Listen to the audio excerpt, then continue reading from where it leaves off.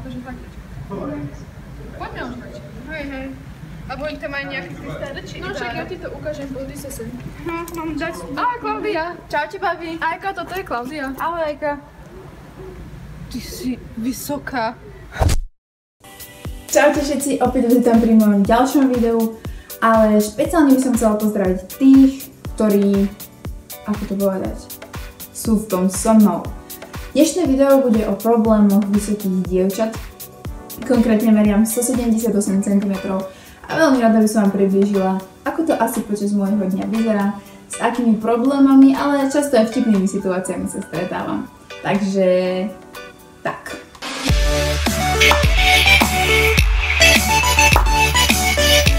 Môj prvý problém nastáva už hneď ráno a stavím sa, že toto mi dáte za pravdu.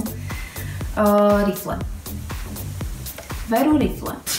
Keď celkom chladno a tam budú trčať chodníky a v tomto pomaly je kolena, ale tieto by celkom šli.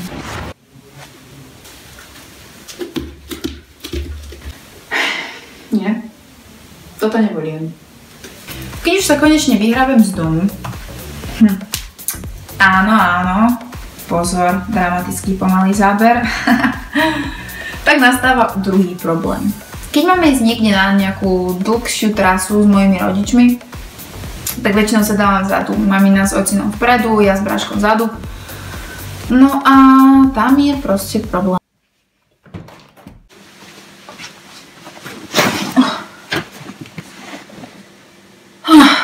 Mamina, prosím ťa, vymeníš sa so mnou dneska, môžem ísť dopredu.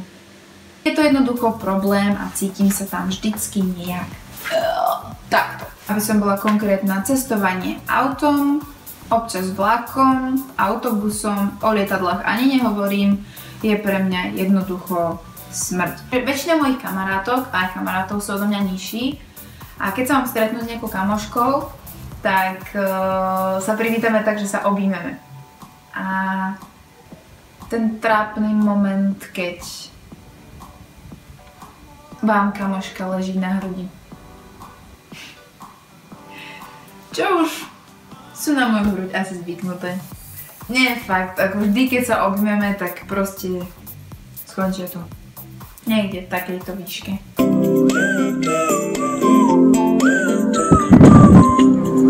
Máme?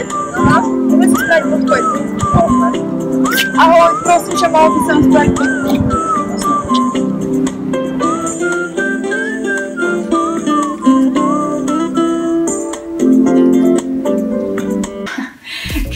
Niekde odfotiť, či už ako trieda, alebo len tak, keď sme proste niekde v meste, alebo keď sme na nejakom výlete, treba sa ja chceme sa odfotiť s nejakou pamiatkou, alebo s niečím, na čo chceme mať spomienku, tak viete. S týmto sa to tiež celkom pekne ťahá, už od malička. Mám jednu fotku zo školky, kde sme takto všetci v jednom rade, ja a potom pokračuje rad.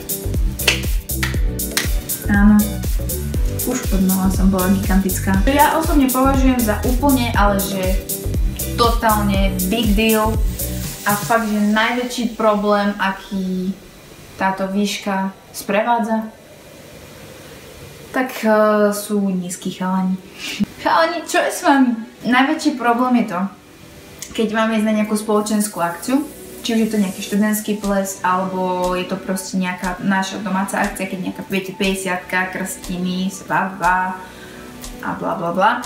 Tak keď si mám obuť opätky, akože ja sa opätkom snažím vyhýbať, ale občas to proste situácia vyžaduje, tak si ich obujem. OK, ale viete, keď máme ísť na nejakú takúto spoločenskú akciu, kde sú moji rovesníci, tak to nie je až také vtipné. You were the man in college, got a degree in awesome, and had more zeros in your bank than all the Matrix coding. Now you're in your mama's basement. That's how you know you fucked up. That's how you know you fucked up. Akože všetci dobre vieme, že sme tu jeden pre druhého, hej, že si máme pomáhať. Ale zase v niektorých situáciách, čo je veľa, to je málo. A v takýchto situáciách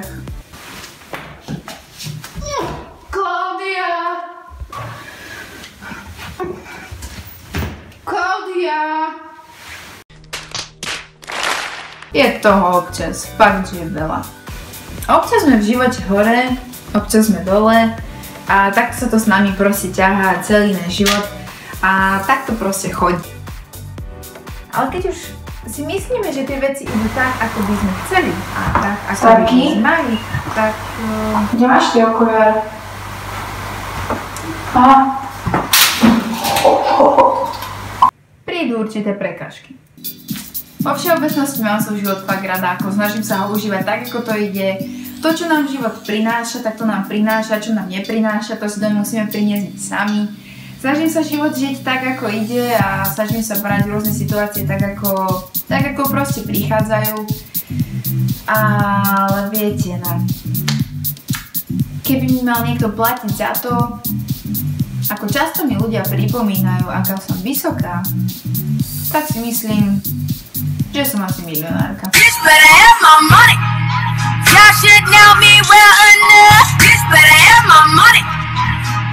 Takže ja vám strašne moc ďakujem za to, že ste si toto video pozreli, že ste ostali až do konca. Ak sa vám páčia takéto videá, pretože to natáčanie bolo fakt sranda a dosť sa mi to páčilo, tak by sa vám takéto videá páčili viacej, tak píšte dole do komentára, dajte dole like, dajte dole nejaký komentík, dajte mi subscribe, ja vás za to všetkých milujem.